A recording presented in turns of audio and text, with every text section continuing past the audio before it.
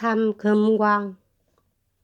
이미 미자의 이 방문에 대해서는 그루생가가 그날 저녁에 호들갑을 떨며 라키진에게 얘기한 바와 같다.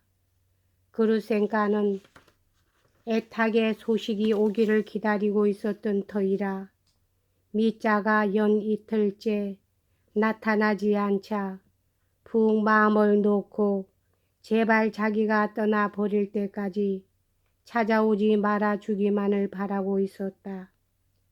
그러는 참에 돌연 미자가 나타났던 것이다. 그 다음의 경과는 이미 우리가 다 아는 바와 같다. 그루생가는 그를 따돌려 버릴 속셈으로 자기를 꾸지마 삼소노프의 집까지 발에다 달라고 간청했다. 장부 계산 때문에 꼭 가봐야만 한다고 우겼던 것이다. 미자는 곧 그녀를 데려다 주었고 삼소노프의 집 앞에서 헤어질 때 그루생가는 11시가 좀 지나서 다시 마중 와 달라고 그에게 부탁했었다. 미자는 이렇게 된 것을 오히려 흡족하게 생각했다. 삼소노폰의 집에 있겠다는 걸 보니 필시 아버지한테는 가지 않을 모양이군.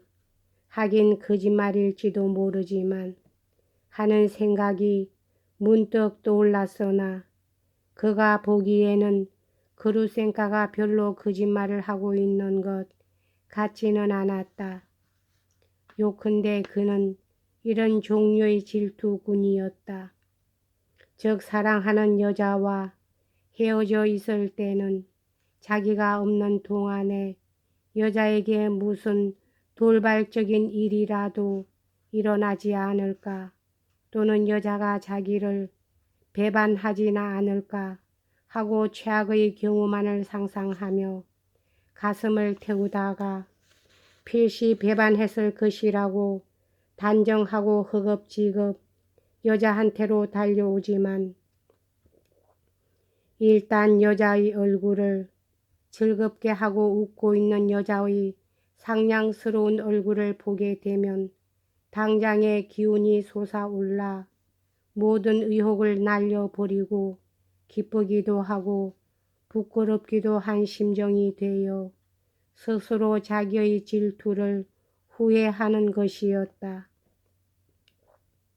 미자는 그루생가를 데려다 주고 나서 곧 자기의 하숙집으로 달려갔다.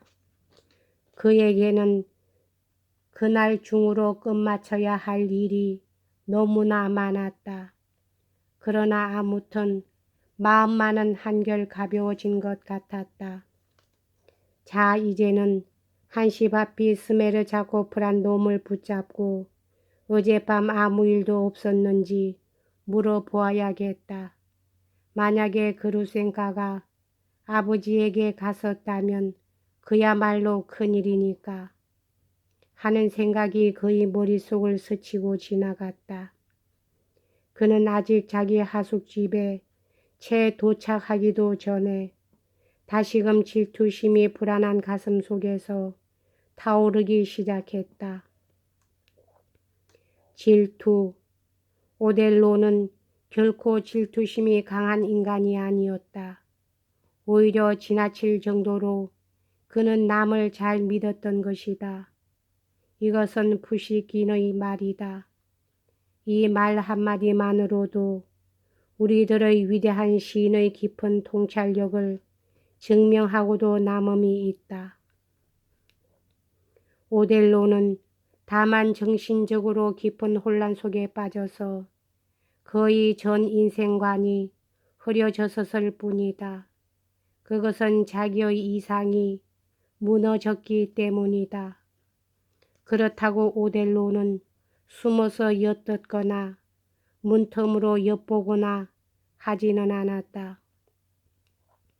그는 지나칠 리만큼 사람을 믿었던 것이다. 그러므로 그에게 아내의 부정을 깨닫게 하기 위해서는 온갖 수단과 노력을 다해서 그를 충동질하고 기름을 붓고 부채질을 해야만 했다. 그러나 정말 질투심이 강한 사람은 그런 자가 아니다. 진짜 질투군이란 아무런 양심의 가책도 느끼지 않고 그 어떤 정신적인 타락과 오욕 속에도 태연히 몸을 던질 수 있는 것이며 우리들로서는 그 정도를 감히 상상할 수도 없는 것이다.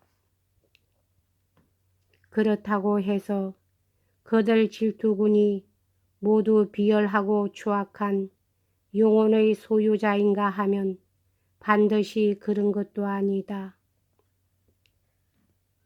오히려 고결한 심정과 순수한 사랑, 자기 희생의 정신을 지닌 사람일수록 한편으로는 테이블 밑에 숨어 엿듣기도 하고 비열하기 짝이 없는 인간을 매수하여 밀정 노릇을 시키거나 몰래 뒤를 밟거나 소지품을 뒤지는 등 온갖 너절한 행위를 거리낌 없이 해내는 법이다. 오델로의 경우 어찌했든 간에 배신과는 타협할 수가 없었을 것이다. 그는 어린아이처럼 순진무구한 사람이었기 때문에 불의를 용서하지 못할 뿐더러 여하튼 배신과는 결코 타협할 수가 없었으리라. 그러나 진짜 질투군은 그렇지가 않다.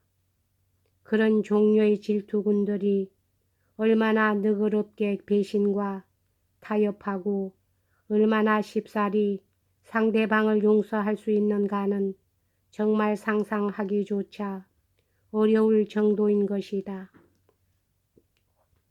질투군이란 어느 누구보다도 상대방에 대한 용서가 빠른 법이며 이것은 여자라면 누구나 다 알고 있는 사실이다. 진짜 질투군은 어이가 없을 만큼 간단히 물론 무시무시한 장면을 한바탕 연출하고 난 후의 일이지만 용서를 한다. 이를테면 증거가 확실한 부정이라든가 심지어 자기가 직접 목격한 포옹이나 키스 같은 것까지도 깨끗이 용서할 수가 있는 것이다.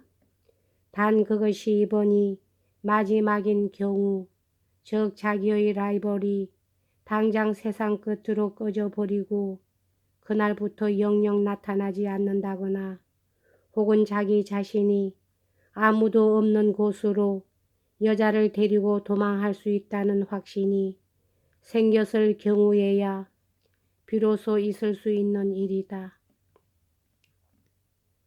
그러나 이러한 타협도 일시적인 현상에 불과한 것이며 그는 라이벌이 정말로 자취를 감춰버렸다 할지라도 그 단 이틀이 못 가서 또 다른 새로운 라이벌을 만들어내 가지고는 다시 질투를 시작하는 것이다.